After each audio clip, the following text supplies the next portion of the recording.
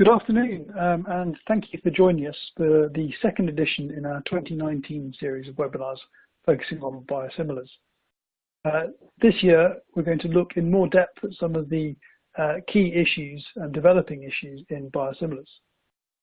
Today, we're going to focus on legislative reform in the US, which seems to be a very active subject and is providing some fascinating solutions that are quite different to those that have already developed in Europe.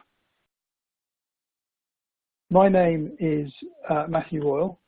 I am a partner in the Taylor Wessing's London office.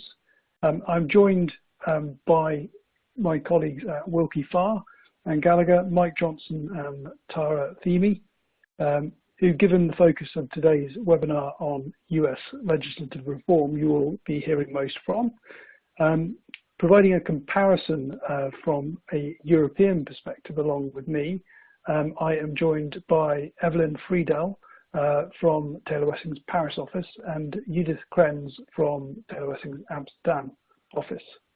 To start with, I'll hand over to Mike to set out the topics that will be covered in a bit more detail. Thank you, Matt, and welcome everyone. Thank you for joining us today. As Matt said, the focus of today will be on some of the proposed legislation that is filtering through various stages in the Congress in the United States. One sort of key area of focus for Congress in this term has been legislation aimed at reducing the price of drugs, both biologics and small molecule drugs. It's one of the very few issues in the United States that our very divided government can agree on, where there's some sort of commonality between the President Trump Republicans and the Democratic members who control Congress, or at least the House. And one DC lobbyist described drug prices as quote unquote red meat, something that's easy for them to latch onto, and it has been a focus. Unfortunately, because of this, some of the bills, as we'll discuss today, have some real significant issues potentially with them. Some of which may be intended, some of which may be unintended. But we'll try to focus today on sort of what is being proposed and what we see as some of the key provisions and how they can affect particularly the biosimilars and biologic industry general. We'll focus on three key areas of legislation. One, the first relating to patent thicketing and patent hopping, which we'll go into more detail. There's also legislation concerning the actual price of drugs with mandatory pricing and mandatory or compulsory licensing provisions. And finally, a series of legislation related to settlements, specifically in the Hatch-Waxman and the BPCIA biosimilar area. There's also other bills that we will perhaps discuss at the end, time permitting, but are also interesting. They relate to the Orange Book and Purple Book exclusivities, the availabilities of IPRs for biologics and Hatch-Waxman, and other issues. So the first issue we'd like to talk about is this idea of there's a proposed bill in the Senate that was introduced by Senator Cornyn, and Senator Blumenthal. Senator Cornyn is a very active member of the Judiciary Committee and has been very involved with patent issues. So the fact that he introduced this bill, I think, gives it a certain amount of significance. The idea behind the bill is that it would make patent thicketing and patent hopping a presumptive antitrust violation. Patent thicketing and product hopping, excuse me. The idea of the patent thicketing is an interesting one because throughout sort of the development of the law in the United States, patent thickets generally referred to more of an industry-wide issue where multiple players were coming together to prevent competition in a specific industry or a subset of an industry.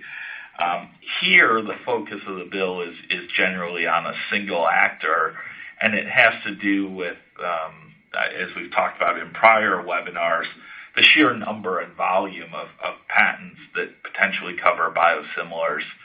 AbbVie's statements that they have something on the order of over 100 patents protecting Humira has given rise to these. And Congress now is taking on this issue in an effort to lower drug prices by reducing the ability of either branded pharmaceuticals to get patents or to, quote, product hop or shift their formulation around or other changes in the product that can be seen as preventing competition. Right now, the bill has only been recently introduced. It was published in draft form, and only recently, May 9th, has the text of the bill been made public. So right now, the bill is only in committee. There's been no action taken on it yet, but particularly, as I mentioned, given who one of the sponsors are, we think that it potentially has significance. So what is a patent thicket, and what is patent thicketing? Well, the statute itself defines a patent thicket as when a patentee obtains essentially multiple patents in the same patent family or patent portfolio that either claim the drug, the use of the drug, a form of the drug or biological product, a method of use, or a method of manufacture, and whose effective filing date is after the filing of the BLA application. That's a first means of establishing sort of a patent thicket. So this literally means that any patent who cannot claim sort of priority or claim an effective filing date before the BLA presumptively is a patent thicket. The second way, and what's perhaps even more interesting, is any patent, regardless of the effective filing date, can give rise to a patent thicket if the underlying composition of matter patent is found to be invalid. Now, one of the interesting things here are some of these definitions. They use the word patent family very loosely. It seems to require a claim of priority, but it may not actually in the statute. And patent portfolio is broad in such that it can be any patent in any way related to the drug product. So basically, the definitions of the patents that are covered by this are extraordinarily broad. And then the composition of matter patent, again, the definition is a little vague. It says a patent that covers the drug itself or the biological product, the biological compound itself. Again, it's not clear, and in many of these situations, there's multiple patents, at least in the United States, perhaps covering the same antibody or different aspects of the antibody. So it's not precisely clear what is that underlying composition of matter patent. It's something that I think would, if this bill got enacted as is, would need to be sorted out by the courts, or hopefully, perhaps as the bill progresses through, there could be some clarity there. The second and third steps to define what a patent thicket is, so we looked at one or two, and then, the second part is abbreviated new drug application or approved biological could not be marketed without practicing one or more of the inventions claimed in the additional patent. Again, not much of a hurdle to establish this. And the commission determines that the patentee improperly restricted competition. Again, and the statute sets out a series of factors that the FTC should consider to establish whether or not there was an improper limitation on patents. And we set forth some of these, whether or not they stem from a few patent families, whether or not they're a common specification, that they did not issue after a restriction requirement, overlapping or identical claims, granted on a formulation that the parties did not use, and then there's others. Have they been invalidated in an IPR proceeding? But that starts to get a little interesting. Has litigation been extended based on these additional patents? Was the application submitted not more than 3 years before the expiration of the underlying composition of matter patent? So the way this would work is if the FTC concludes that there was an improper conduct based on the presence of some of these factors. The statute specifically says that only some of these need to be present. They don't all need to be present. Then you have sort of presumptively an anti-competitive patent thicket. There is provisions that the applicant, the BLA holder or the NDA holder, can attempt to rebut this, but they have to do so by clear and convincing evidence, and it seems like it will be a very high hurdle should this be enacted.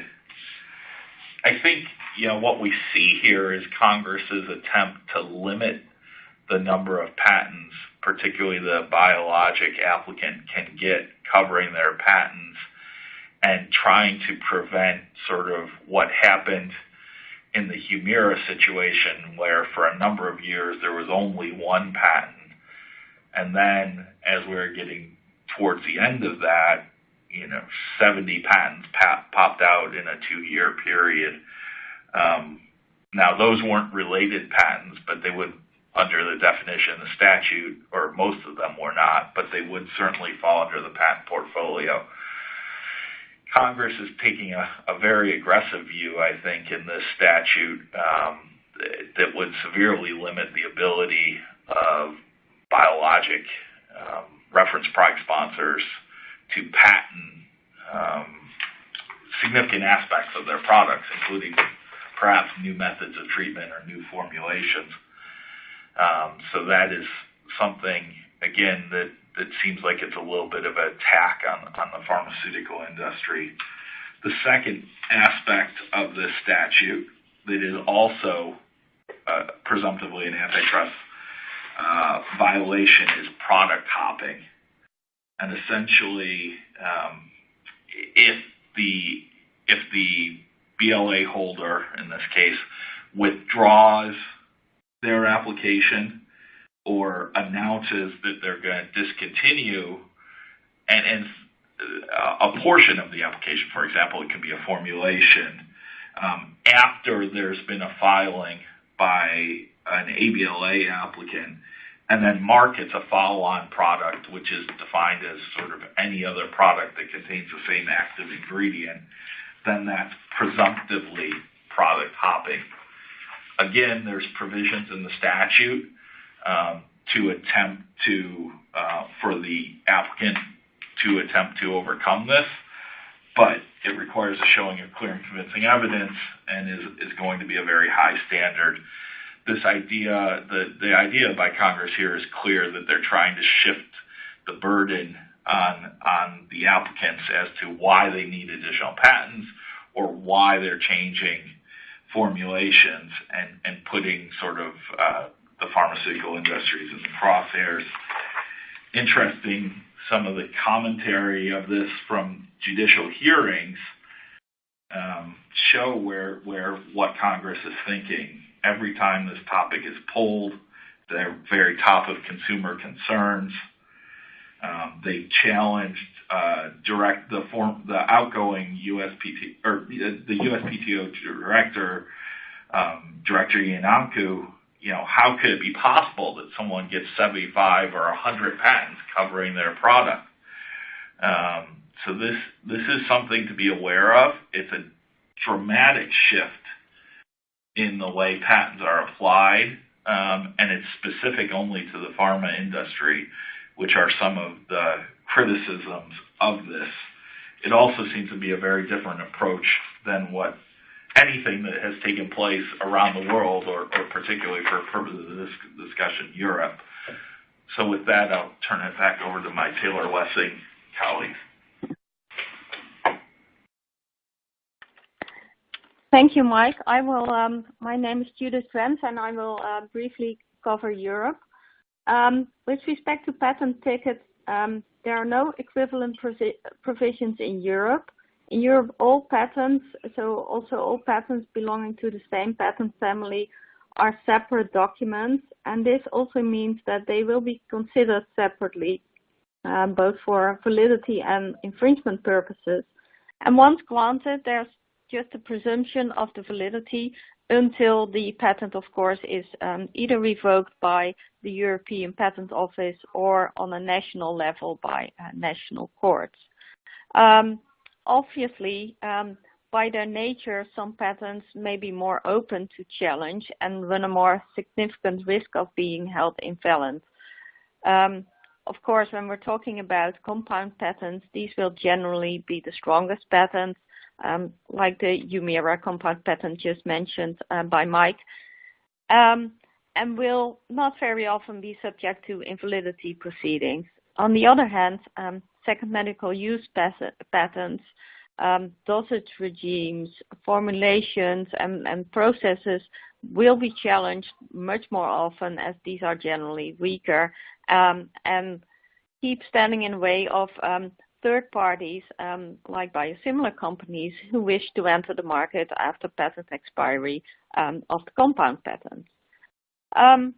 Even though there are no equivalent provisions in Europe, there are ways to try to prevent the use of the patent system to create patent tickets. If a party, for example, believes that it cannot enter the market without running the risk of being sued by a patentee, such as in the Humira situation, one could actively seek to obtain a ruling from the court that, for example, a particular use of a certain product is not new and not inventive over the prior art. This is called the so-called Gillette type or arrow type of declaration. Also, there are ways to prohibit the patentee to keep enforcing its rights, knowing that the rights are invalid, and this can be done in several jurisdictions on a case-by-case basis. Already mentioned by Mike and already 2 times by me, I guess, is the most prominent example of AbbVie's behavior in relation to Humira, where AbbVie kept filing patent applications. That behavior was also challenged by many biosimilar companies in Europe. But in the end, there were no rulings on the substance of the challenges, because with respect to many challenges, just before the case went to trial, parties enter into a settlement and cases were withdrawn. And also, what also happened is that in certain situations, AbbVie opted to what we call de-designate certain jurisdictions from their patent rights in order to ensure that certain courts couldn't rule on the validity of the patents. This is, a short view on Europe. I will hand over, I guess, to Tara for the next part of this webinar. Thanks, Judith. So now I think we're going to focus on the next area of legislation that Mike discussed in his intro, which is bills directly focusing on drug pricing. As Mike said, it's a hot-button issue in the United States, and as a result, there are a large number of bills currently pending in the United States. Most of these bills sort of fall into three different types of approaches. The first type of approach is sort of the most hands-off of the three approaches, and these bills focus on transparency and price reporting. There's a particular focus in these bills on topics like price hikes and price gouging, but you also see some bills that focus on other things like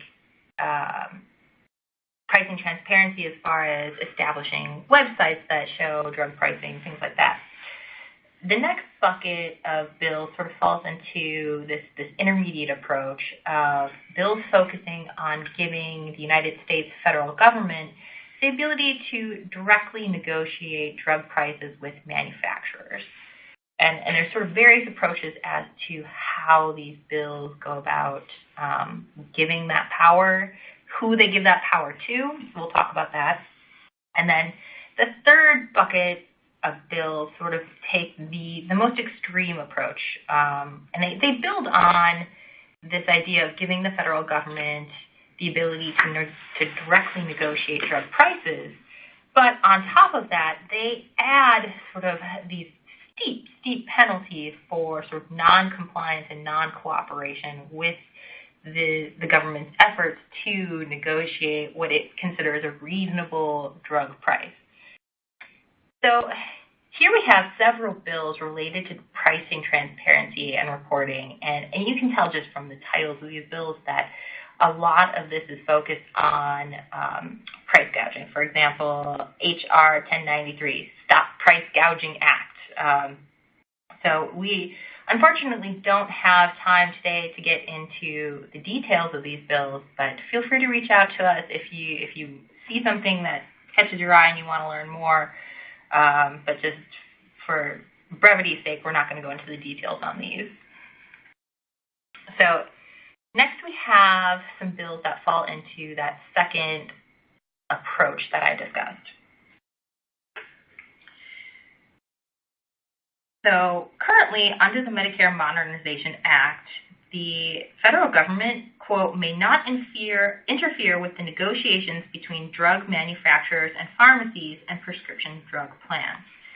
Instead, in the United States, pharmacy benefit managers are in charge of acquiring drugs through Medicare's Part D plan.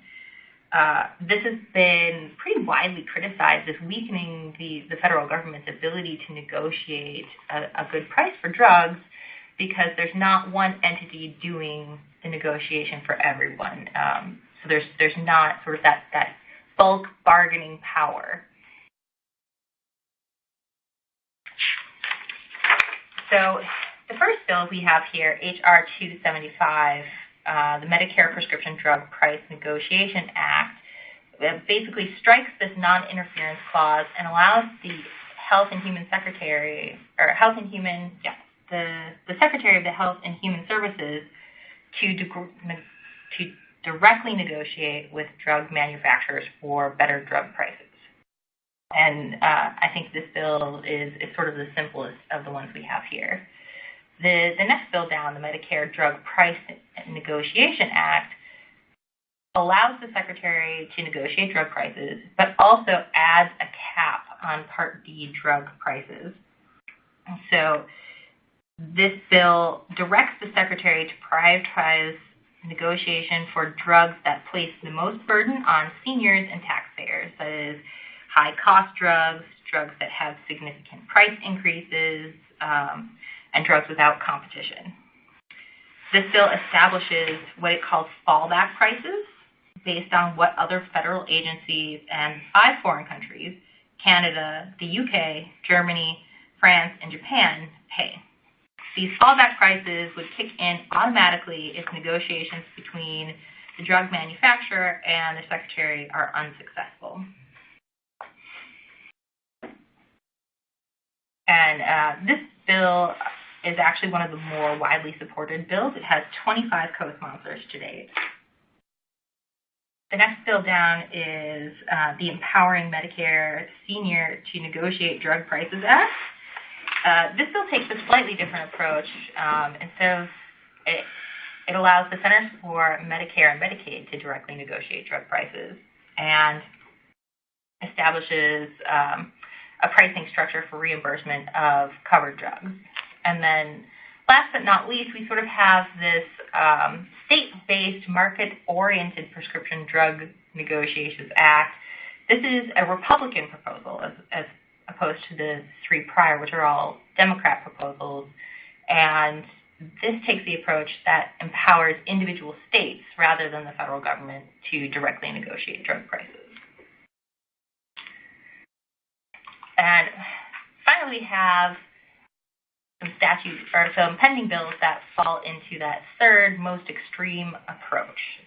So like the bills that I discussed earlier, these would allow the U.S. government to directly negotiate drug prices with manufacturers.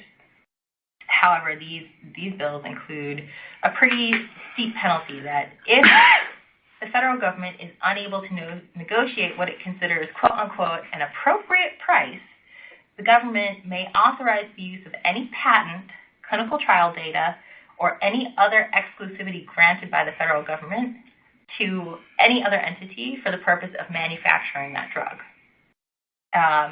Any entity granted one of these competitive licenses must provide the exclusive holder a, quote, reasonable compensation, but this compensation is actually determined by the government. So basically, you can either play ball with the federal government or risk losing your patents, your exclusivities, and risk generic competition much sooner than you planned for. Since it was introduced in February, this bill has gained, the House bill has actually gained a large amount of support. It has currently, I think, when I checked it a few days ago, had 123 Democrats signed on to this bill in the House, although only 2 co-sponsors in the Senate have signed on to the parallel legislation there.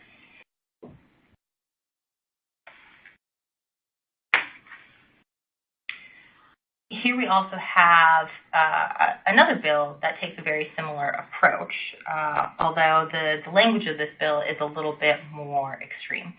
So you'll see the federal government, again, may negotiate directly with manufacturers for the drug price. But in addition, the Department of Health and Human Services must annually review all brand name drugs for what it calls excessive pricing. And any drug can be reviewed upon petition as well. A price is excessive if the domestic average price for that drug exceeds the average price for the drug in Canada, the UK, Germany, France, and Japan. If your drug price is found to be excessive, the government may void any government-granted exclusivity, grant a non-exclusive license to a different manufacturer to make your drug, and give priority review at the FDA for any generic or biosimilar version of that drug. And again, this bill does have some support. It has 22 co-sponsors in the House, but it's still currently in committee. So this is definitely one area of legislation that you're going to want to watch. And now I think I'm going to turn it over to Evelyn in France to talk about the European approach. Thank you very much, Tara. So I'm Evelyn Friedel from the Paris office of Taylor Wessing. So indeed, what about the pricing and reimbursement policy which is retained in France for biological products and biosimilars? So as it was indicated in one of our previous webinars, obtaining a drug price, whether a biosimilar or any other drug, requires a decision which is issued by the Ministry for Health after a negotiation held with the Healthcare Products Pricing Committee of the Ministry, so-called the CEPS. So at the end of 2018, BT actually clarified its policy for the coming years. So the aim is actually to implement substantial savings in anticipation of the loss of patents on biological drugs. So what is retained is the following. For sales in hospitals, discount rates retaining the current price applicable to biological drugs, discount rates shall apply to both the reference biological drugs and their biosimilars, and these discount rates shall amount to 30%. For the sales done by city pharmacists in cities, these discount rates shall be of 20% for the reference product, the reference biological drug, and of 40% for biosimilars. But that's not enough.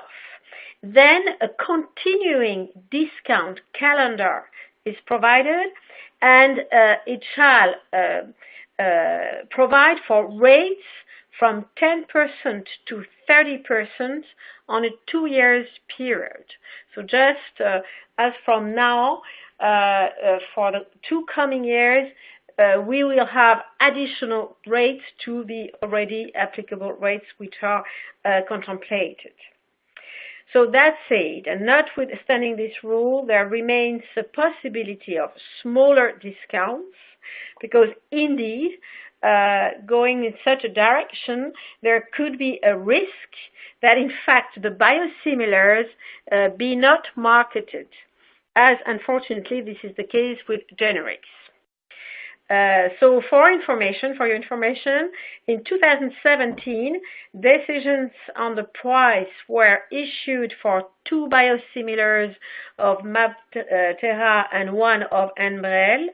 And until the end of 2020, decisions on biosimilars should be issued on Herceptin, Humira, Neulasta, and Avastin. So that's it for the French side, I would say. And I now leave on Judith, who will present the situation in the Netherlands.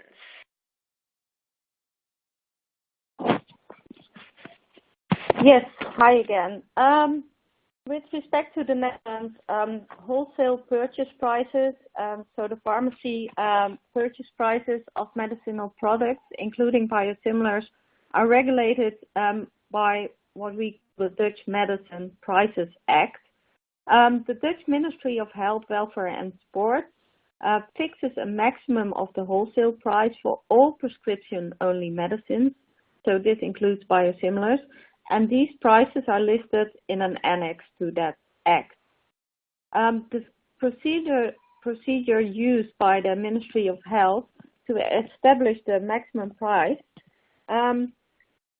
is so-called external price referencing. The prices are fixed at the average wholesale price of similar medicines in the countries surrounding the Netherlands, which means Belgium, France, United Kingdom, and Germany. In this case, a similar medicine is a medicine with the same active ingredient, the same strength, and the same pharmaceutical form. And in this context, an originator, biological, and biosimilar may be qualified as similar medicines. Currently, there's a bill pending in the House of Representatives with the goal to lower the prices of medicines. And the present list of 4 reference countries will be expanded with Denmark, Finland, Ireland, Norway, Austria, and Sweden, thereby creating 10 reference countries. And in addition, the maximum wholesale price will be fixed at the average wholesale price of the 3 countries with the lowest prices for similar medicines. The bill is not through yet, but it is expected pretty soon, probably later this year. This is it for the Netherlands. We will stay in Europe, and I will hand over to Matt in London, who will cover both Germany and the UK. Thanks, Judith. First, with Germany, the current position was set out by my colleague Manja Epping, who unfortunately can't join us today. But in summary, there are no specific provisions on pricing of biosimilars in Germany, but there are some cost containment measures, such as mandatory rebates for most biosimilars, a price freeze until the end of 2022, and the inclusion of some biosimilars in reference price groups, which have the same maximum price, and so have an effect as a price cap. In Germany, there are also some new legislative developments, in which the legislator tries to enhance the prescription and dispensing of biosimilars by several measures. The original proposal was to allow substitution at a pharmacy level of biosimilars, but this was much criticised by stakeholders and relevant associations. And so this has been postponed to become effective in 3 years' time only. However, more guidance shall also be given to doctors on the substitution of biosimilars, and the prescription of biosimilars shall be enhanced by mandatory prescription quotas. So the effect of a mandatory prescription quota is that if the doctors comply with that quota, they're deemed to have reached their savings goals and are thus protected against retaxation measures. And so it provides an encouragement for the doctors to prescribe biosimilars. So moving on to the UK, the prices are controlled in a number of ways.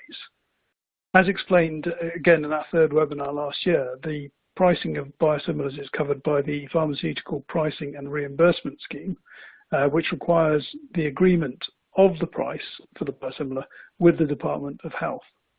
If the prices are too high, they will not be agreed by the Department of Health. In addition, if the prices are too high, then the drugs may not be reimbursed on the national health system. And so this means that the market for that particular biosimilar will be limited to the private market, which is typically much smaller. Finally, for drugs that are supplied on a tender basis, the competitive tender process will drive prices down naturally through competition.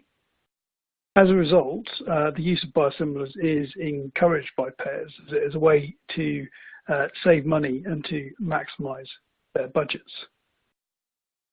So just to summarize on the European aspect, we've seen there are a number of different approaches in which prices are controlled across Europe.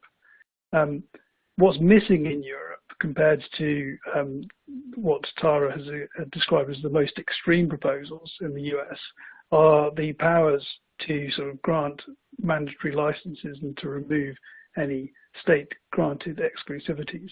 And it'll be interesting to see whether and how those are adopted in the US. So that's all on pricing for now, and I'll hand over to Mike to take up settlement agreements. Thanks, Matt. So the third area that we're sort of drilling down a little bit on the legislation, and I just wanted to echo Tara's settlement. We're covering a lot of ground, and there's a lot of moving parts here with a lot of different legislation. We've been following it here, and certainly if anyone would like to talk in more detail about any of these, please let any of us know. We'd be happy to do so. On the settlement litigation front, settlement legislation front, there are basically 4 bills pending.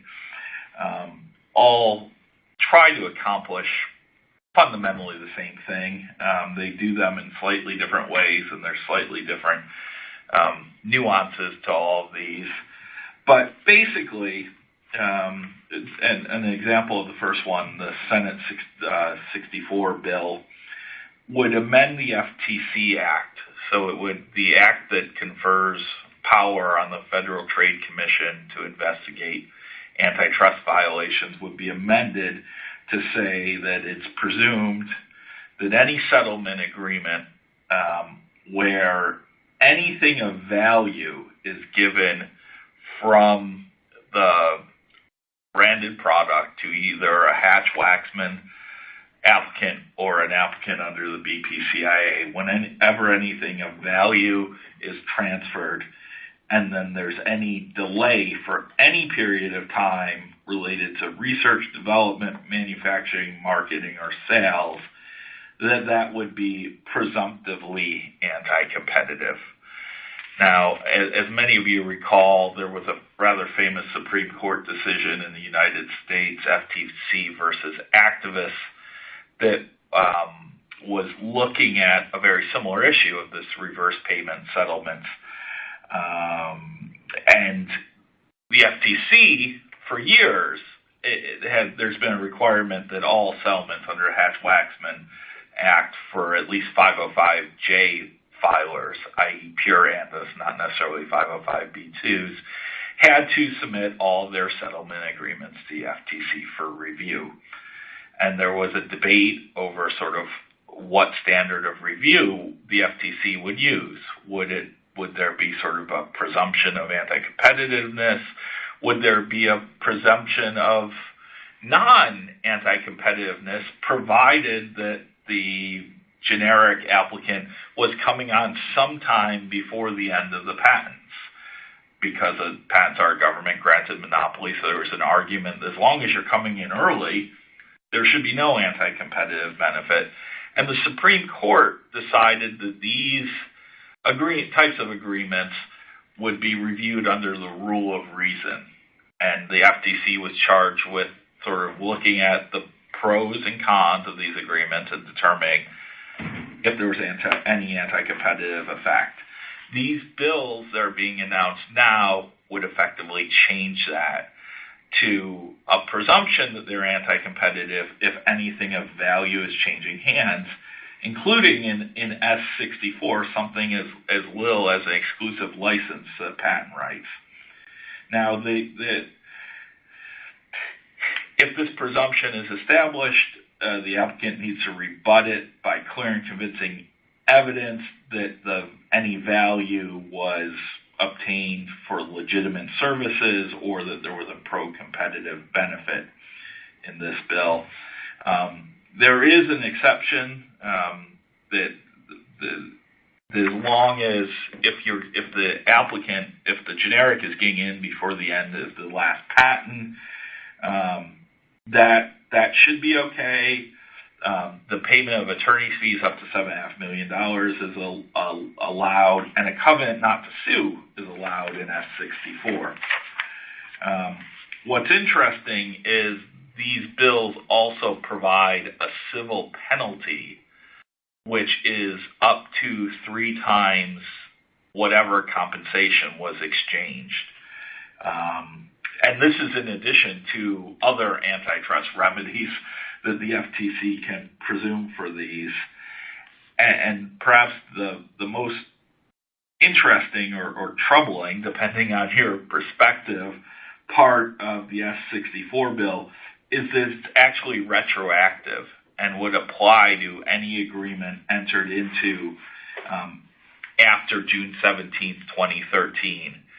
So people who are settling the litigation in reliance on the FTC activist Supreme Court decision now are going to have their settlement agreements challenged through sort of a different prism.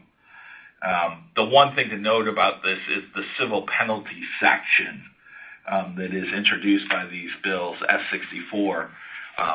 At least that wouldn't apply retroactively, but the other remedies that the FTC could seek based on a presumptive antitrust violation still would be available. So there's a potentially significant impact on anyone who's basically settled a Hatch-Waxman litigation in the last 6 years. The next bill, H.R. 1499, is very similar. The one thing that I point out about this bill is they say anything of value includes any license, presumably a non-exclusive or exclusive license.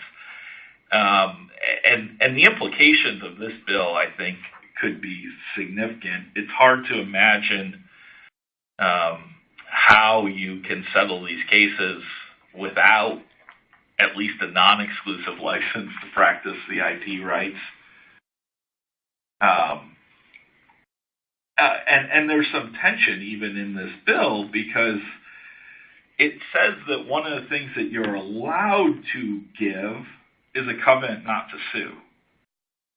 So the difference between there's case law in the United States that suggests that a non-exclusive license is tantamount to a covenant not to sue. So we think there is some internal inconsistency perhaps in this bill, but similarly it contains the sort of same type of exclusions. If the applicant can show that the compensation was solely for goods or services, it allows a payment of up to $7.5 million in attorney's fees. It also creates the same civil penalty 3 times. But the added provision of this is if the generic who enters into one of these agreements is the first applicant, they would be deemed to automatically forfeit their exclusivity that's provided under the Hatch-Waxman. This bill has 38 co-sponsors and was voted out of committee and sent to the House for consideration on April 3rd. So it definitely is one to keep an eye on going forward. The one thing to know about this is it is not retroactive. This is the one of the 3 bills that we're talking about that is not retroactive. But again, this would change sort of the standards under which these settlement agreements are viewed. And finally, the 3rd bill related to this, again, is similar. It basically provides the same framework for assessing whether or not any value has changed hands.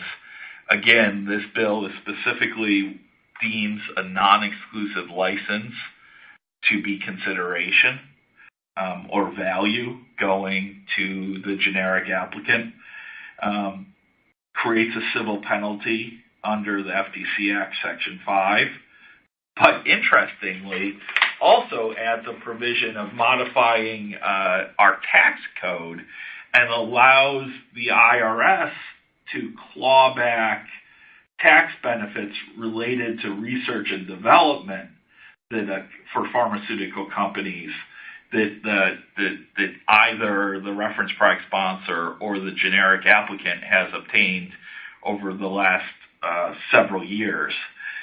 So again, another sort of attempt to put some real penalties in settlements. The problem with, and this one, there's 21 co-sponsors, but it is currently still in committee. I think the issue that has been sort of most criticized about these bills is the fact that it seems to unnecessarily, arguably, be changing the standard that was set out in the FTC activist case and shifting sort of the presumption on anything of value, which can be as little as licenses, seems to significantly change the balance. The need for these type of legislation is a little bit unclear, particularly in light of sort of a recent press release by the FTC that looked at fiscal year 2016 and all the final patent settlements they looked at in that year, they found that 29 of 30 of them were fine. So the FTC sort of only found the problem with one of these, and now Congress is introducing all this legislation to change the standard. It's unclear what effect that will have. It's unclear if it will have any benefit, but particularly the bills that are retroactive And June 17, sorry, I meant to mention, June 17, 2013, the date that's picked in these bills retroactively is the date the Supreme Court decided the FTC versus activist case. So clearly Congress is not happy with the rule of reason analysis in that framework, and is trying to make it harder or easier for the FTC to show that agreements are anti-competitive, that potentially makes it much harder for parties to settle these litigations. There's a real question out there about whether or not impeding settlement of these litigations is actually pro-competitive or not, and I think that's something that needs to be more thoroughly debated, but these certainly are bills to keep an eye on going forward. And I will now turn it back over to Matt for the European perspective on this.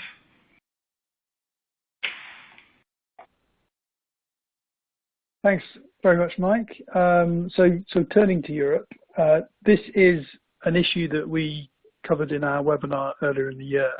And so just to sort of mainly to recap.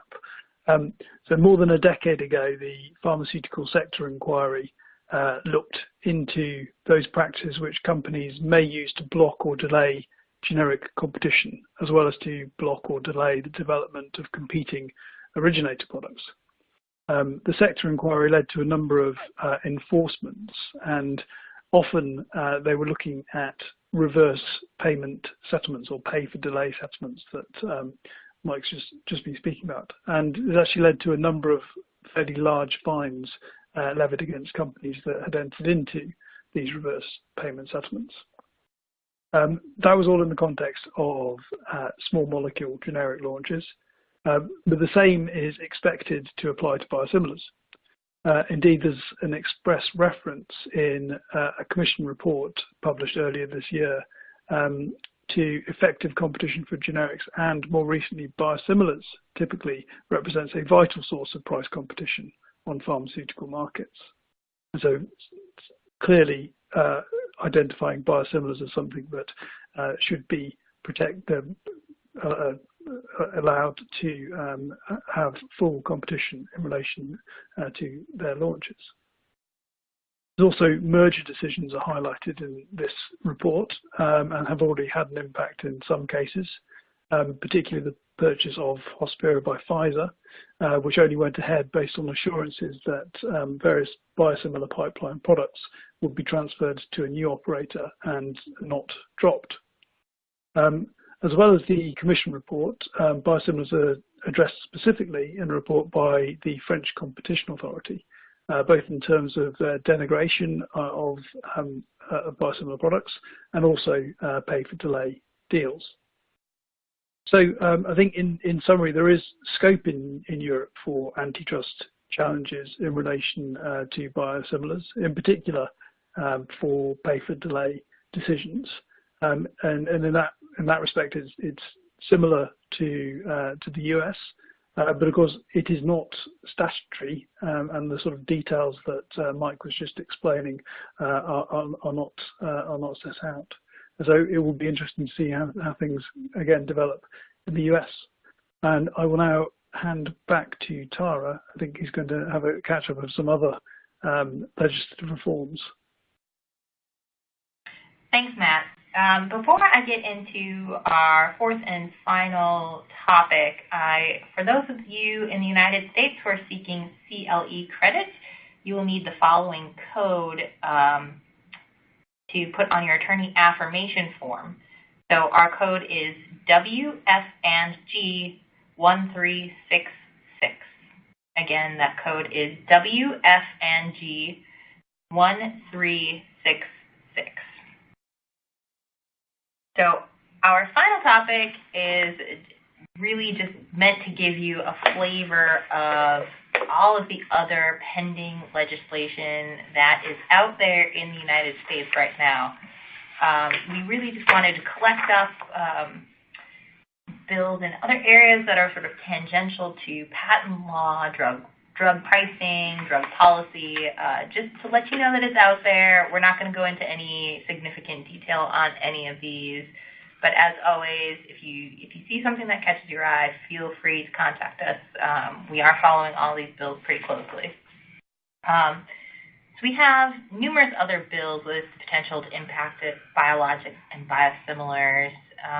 Areas of legislation here we have listed include the Orange and the Purple Book, limitations on exclusivity periods, limitations on the availability of post-grant proceedings, patent eligibility, the availability and supply of reference product samples, importation of drugs, and restrictions on the use of citizen petitions.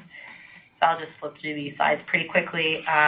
Each slide has a little bit of detail on some of these bills, but again, we won't discuss these in any significant detail given the time.